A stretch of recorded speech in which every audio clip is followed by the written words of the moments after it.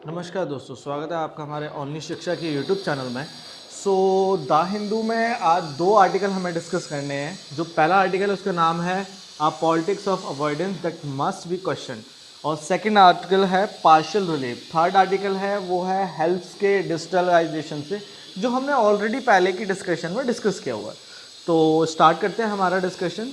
तो पहला आर्टिकल देखते हैं कि क्या कहता है। इस आर्टिकल का कंटेंट है क्वेश्चन आवर्स, जो पार्लियामेंट में लोकसभा के सिटिंग सेशन में, जिससे मेंबर्स ऑफ पार्लियामेंट द्वारा क्वेश्चनिंग की जाती है एडमिनिस्ट्रेशन की एक्टिविटीज़ पर, जब वह कोई रूल पॉलिसी प्रोग्राम्स को लाती है। सॉरी, यह न्यूज़ में इसलिए है क्योंकि आज पार्लियामेंट द्वारा इस क्वेश्चन आवर्स को हटाने की बात की जा रही है। इंडिया में पार्लियामेंट्री गवर्नमेंट बनाई जाती है, जिसमें कॉन्स्टिट्यूशन के पार्ट में पार्लियामेंट्री का भी एक बहुत बड़ा रोल है।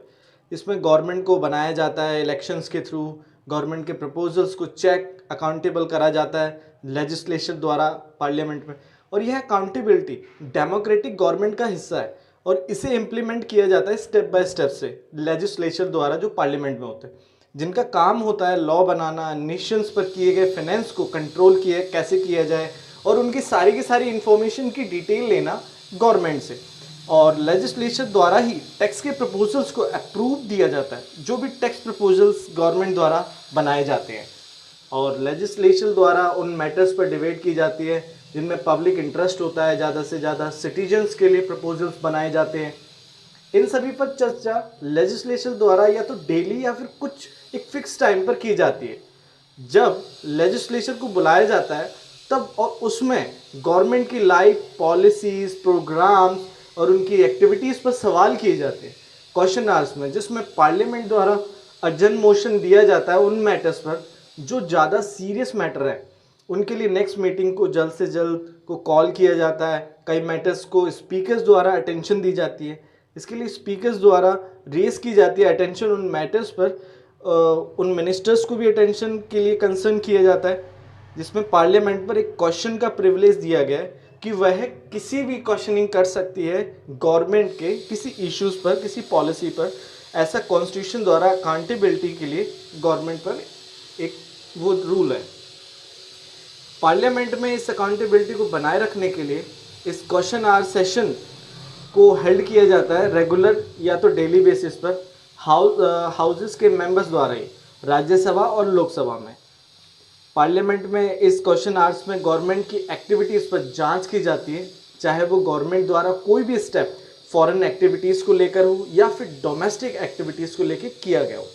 क्योंकि जो गवर्नमेंट होती है उसके द्वारा एक नेशन, कंट्री की नींव होती है, और गवर्नमेंट द्वारा कैसा डेवलपमेंट किया जा रहा है कंट्री में, तो उन सब की जाँच पड़ताल की जाती है।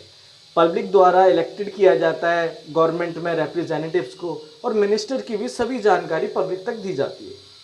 दोनों हाउसेस में पार्लियामेंट के जब क्वेश्चन आवर्स के सेशन को स्टार्ट किया जाता है तो सारी ऑपरेशनल डिटेल्स ली जाती है, जिसमें इंटर एलिया, नोटिस पीरियड की हर एक मैटर्स पर कि कब तक उसे रिजॉल्व किया जाएगा, उस मैटर को नोटिस पीरियड तक दिया जाता है। और अगर कोई मैटर ज़्यादा सीरियस होता है तो उस पर मेंबर्स द्वारा सहमति व असहमति ग्रुप बनाकर डिसीजन लिया जाता है, और अगला प्रोसीजर कब होगा उस इश्यूज पर सारी डिटेल दी जाती है। इस क्वेश्चन आवर्स में गवर्नमेंट के उन स्पेसिफिक मिनिस्टर से सवाल किए जाते हैं, उनके द्वारा बनाए गए स्टेप्स जो लिए गए हैं, और इसके लिए मिनिस्टर्स को ऑरली जवाब देना पड़ेगा या फिर रिटन डॉक्यूमेंट्स देने सबमिट करने पड़ते हैं। और ऐसा नहीं कि कोई भी आंसर दे दिया जाए बिना फैक्ट्स के मिनिस्टर्स के द्वारा जवाब में, नहीं, ऐसा नहीं होता। और मिनिस्टर द्वारा दिए गए आंसर्स की कॉपी को मेंबर्स के नोटिस ऑफिस में जमा करवाया जाता है क्वेश्चन आवर के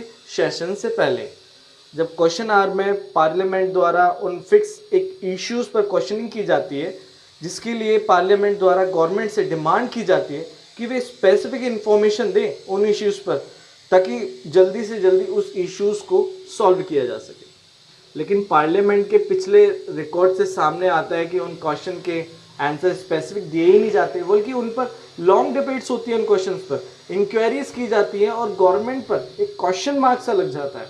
और जो इन्फॉर्मेशन गवर्नमेंट द्वारा बनाई जाती है उन डिबेट्स में पब्लिक इंटरेस्ट पर भी होती है, जिनके लिए पब्लिक इंफॉर्मेशन को भी यूज़ किया जाता है वहाँ पर। इन क्वेश्चन सेशन में गवर्नमेंट को उन सभी इश्यूज़ पर एक्सप्लेन देना होता है, अगर गवर्नमेंट द्वारा इनकम्प्लीट या अनफैक्टफुल आंसर दिए जाते हैं तो उस पर भी दोबारा से उन पर क्वेश्चनिंग की जाती है, जिसमें काफ़ी ज़्यादा टाइम कंज्यूम होता है पार्लियामेंट का। इस टाइम कंज्यूम के रीज़न से जो मेंबर्स ऑफ पार्लियामेंट है और पब्लिक इंटरेस्ट के सवाल जो पीपल द्वारा लाए जाते हैं वहाँ, तो उन इश्यूज़ को लाया जाए पार्लियामेंट में जो ज़्यादा इम्पोर्टेंट हो कंट्रीज़ के लिए। और इस बार होने वाले पार्लियामेंट सेशन जो 14 सितंबर को हेल्ड किया जाने वाला था, कहा जा रहा है कि इस बार कोई क्वेश्चन नहीं होगा पार्लियामेंट द्वारा, जिसका रीज़न बताया जा रहा है कि कोविड-19 की महामारी के कारण कोई सेशन नहीं लिया जाएगा आगे। इस कोविड-19 की महामारी से आज हर एक पर्सन प्रॉब्लम्स को फेस कर रहा है कंट्री में। इस महामारी के कारण पास्ट के मंथ में पहले सभी एक्टिविटीज़ को बंद किया गया था, फिर धीरे धीरे करके उन एसेंशियल एक्टिविटीज़ को ओपन किया गया, जिनमें नॉर्म्स बनाए गए, less person in one place के, पैंडेमिक से लड़ने के लिए सोशल डिस्टेंसिंग बनाने के लिए नॉर्म्स बनाए और प्रोटेक्टिव मास्क वेयर करने के नॉर्म्स को भी लाए गए। और लेजिस्लेटिव बॉडीज़ द्वारा कुछ न्यू नॉर्म्स लाए गए जिससे वे भी फंक्शनिंग कर सके इस पैंडेमिक में, ना कि सब कुछ स्टॉप कर दिया जाए।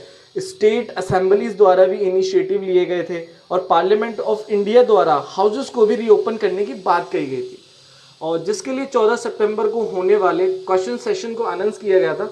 लेकिन अब क्वेश्चन आर को रिमूव करने को पार्लियामेंट कह रहा है, और इस समय बल्कि गवर्नमेंट के द्वारा लिए गए स्टेप्स पर क्वेश्चनिंग होनी चाहिए इम्पोर्टेंट इश्यूज़ पर, बल्कि पार्लियामेंट तो उस राइट को ख़त्म कर रही है जो राइट देता है गवर्नमेंट से क्वेश्चन करने में। अब होगा क्या है ऐसे करने से कि क्वेश्चनिंग तो होगी आगे, लेकिन उनके रिटन डॉक्यूमेंट्स नहीं लिए जाएंगे, बल्कि गवर्नमेंट द्वारा क्लैरिफिकेशन दी जाएगी ऑरली, जिनका कोई रिटन डॉक्यूमेंट से ऑथेंटिकेशन नहीं होगा। पार्लियामेंट द्वारा अब ऑरली आंसर्स को प्राप्त किया जाएगा मिनिस्टर द्वारा, ऐसे करने से जिसमें सिर्फ इलीगलिटी और गवर्नमेंट के बनाए डिसीजन में एक गैप रहेगा, जिनको गवर्नमेंट के मिनिस्टर द्वारा एक्सप्रेस किया जाएगा।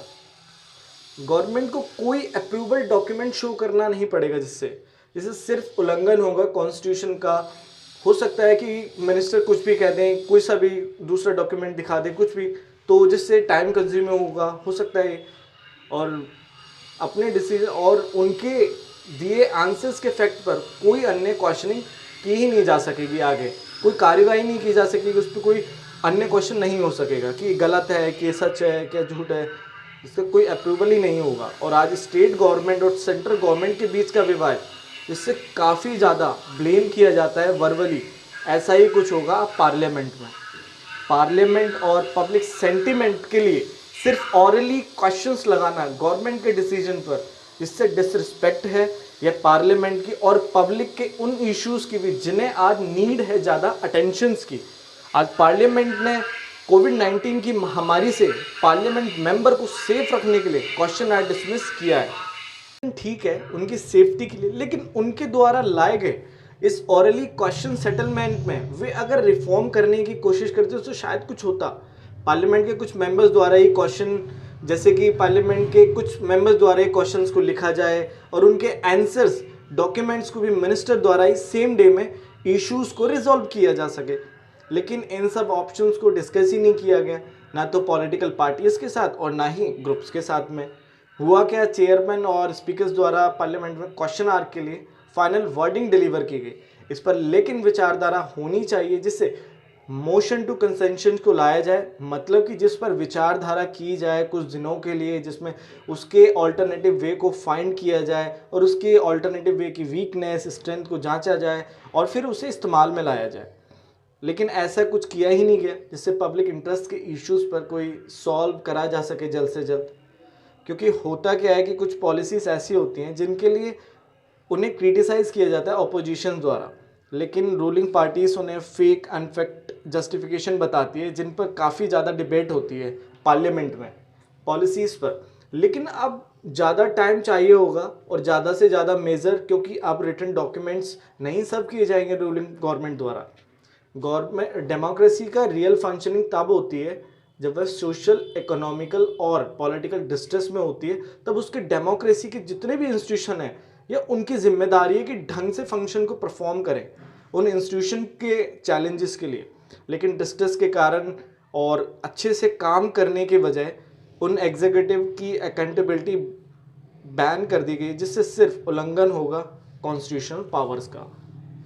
तो हम डिस्कस करते हैं हमारा जो सेकेंड आर्टिकल है, उसका नाम है पार्टिकल रिलीफ। इस आर्टिकल का कंटेंट है वैसे वो टेलीकॉम कंपनियां जो पहले से काफ़ी डेप्ट में थी, जिन्हें बंद कर दिया गया था एडजस्टेड ग्रॉस रेवेन्यू ना पे करने पर। एडजस्टेड ग्रॉस रेवेन्यू यह एक रेवेन्यू है या इनकम है कह सकते हैं, जो टेलीकॉम कंपनियों से प्राप्त की जाती है।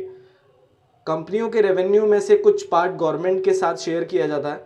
यह पहले एक लाइसेंस फ़ी हुआ करती थी, जिसके लिए लाइसेंस लिए कंपनीज को पे करना पड़ता था लाइसेंस के लिए, लेकिन 1999 में इस लाइसेंस फ़ी से चेंज करके इसे रेवेन्यू शेयरिंग फ़ी कर दिया गया, जिसके अनुसार टेलीकॉम कंपनियों को कुछ परसेंट AGR के तहत रेवेन्यू देना पड़ता था गवर्नमेंट को। गवर्नमेंट ने इस बार यह किया है कि इन कंपनियों द्वारा काफ़ी ज़्यादा डेप्ट हो गई थी AGR रेवेन्यू के तहत में, क्योंकि मार्केट में इन कंपनियों की सेलिंग कम हुई, जिससे ये कंपनियां ना तो प्रॉफिट कमा पाई और ना ही गवर्नमेंट को कुछ दे पाई। गवर्नमेंट ने इन कंपनियों को 10 साल तक का टाइम दिया है, जिससे वे अपने ड्यूज़ को पे कर पाएँ गवर्नमेंट को। और ये काफ़ी ओल्ड कंपनीज हैं टेलीकॉम्स की, जैसे वोडाफोन, आइडिया को यह एक रिलीफ दिया गया है गवर्नमेंट द्वारा, जिससे वे अपनी लॉसेस को ख़त्म कर सकें, जो काफ़ी सालों से उन्हें होते ही जा रहे थे, और वो दोबारा से अपने बिजनेस प्लान्स को लेकर आएँ, जिससे गवर्नमेंट को जो पेमेंट ड्यूज़ है वो जल्द से जल्द पूरी की जाए अगले आने वाले नेक्स्ट ईयर्स में। और इन लॉसेस के पेमेंट को पूरा करने के लिए इन कंपनी द्वारा एक लंबा समय की रिक्वेस्ट की गई है और सेंटर द्वारा, जिसके लिए उन्हें 20 साल तक रिपेमेंट पीरियड दिया गया है। और गवर्नमेंट द्वारा रिपेमेंट के लिए इतनी लार्ज पीरियड इसलिए दिया गया क्योंकि गवर्नमेंट के पास भी कोई फंड पेमेंट का ऑप्शन नहीं है आज, इससे वे स्टेट्स को पे कर सकें कोविड से लड़ने में। गवर्नमेंट ने खुद इस प्रॉब्लम को रियलाइज़ किया है और इंडस्ट्री के बंद होने से केवल गवर्नमेंट ही नहीं बल्कि कंट्री की इकॉनमी पर भी एक बैड इम्पैक्ट पड़ा है। AGR ड्यूज ना देने पर उन कंपनीज की सर्विसेज को बंद कर दिया गया था, लेकिन आज रीओपन से काफ़ी ज़्यादा इम्पैक्ट आएगा उन कस्टमर्स पर, क्योंकि आज एक अच्छी सर्विसेज की डिमांड की जा रही है मार्केट में। साथ ही साथ मार्केट में एकदम से मोबाइल्स की डिमांड रेज हुई है उनकी सर्विसेज की क्वालिटीज़ को लेकर, तो शायद एक गुड इम्पैक्ट होगा मार्केट में। इंडिया बैंक एसोसिएशन द्वारा उन लेंडर्स को रिप्रेजेंट किया गया था जिन्होंने इस कंपनी में अपने मनी को इन्वेस्ट किया था। उन कंपनीज के अगेंस्ट में इंसॉल्वेंसी और बैंकरप्टी कम से कम 4 लाख करोड़ तक की थी।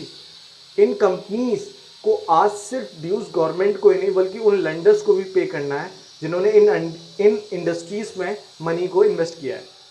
आज इन कंपनीज के रीओपन होने से इन कंपनीज के पास रेवेन्यू एवरेज पर यूज़र पर जनरेट होगा कम और मार्केट में, और आज ज़्यादा से ज़्यादा कंपटीशन इतना बढ़ गया है कि शायद ये कंपनियां सर्वाइव ही ना कर पाएँ, क्योंकि आज टैरिफ ड्यूटीज़ चेंज कर दी गई हैं। आज कंपनीज़ के बीच में प्राइस वॉर है, जिससे रेवेन्यू कम से कम जनरेट हो सकता है। आज कस्टमर द्वारा ज़्यादा से ज़्यादा इंटरनेट डेटा की डिमांड की जाती है, जिनके लेकिन प्राइस काफ़ी कम हुए हैं, जो रेवेन्यू कम होगा। और टेक्नोलॉजी के इंफ्रास्ट्रक्चर में अपग्रेड करना आज मुश्किल है, और 5G की टेक्नोलॉजी आज लॉन्च होने वाली है, शायद ये कंपनियां उस नेटवर्क को अडॉप्ट भी ना कर पाएँ। आज इन कंपनियों को डिसाइड करना होगा कोर्ट के दिए गए ऑर्डर्स पर कि कंपनियां ओपन करनी है या नहीं, क्योंकि आज टेक्नोलॉजी का राइट वे यूज़ किया जा रहा है, जिससे आज पैन इंडिया डिजिटल बनाया जा रहा है, जो विलेजेस रूरल में रहने वाले हर एक व्यक्ति को ई सर्विसेज से जोड़ रहा है।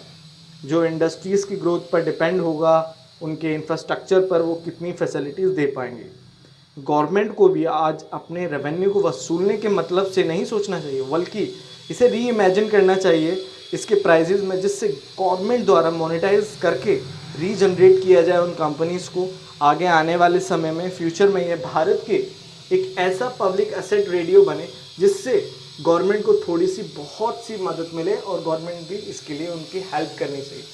आज हमने 2 इश्यूज़ को डिस्कस किया। Thank you very much. अगर आपको वीडियो अच्छी लगे तो प्लीज़ लाइक, शेयर, सब्सक्राइब जरूर करें। Thank you very much.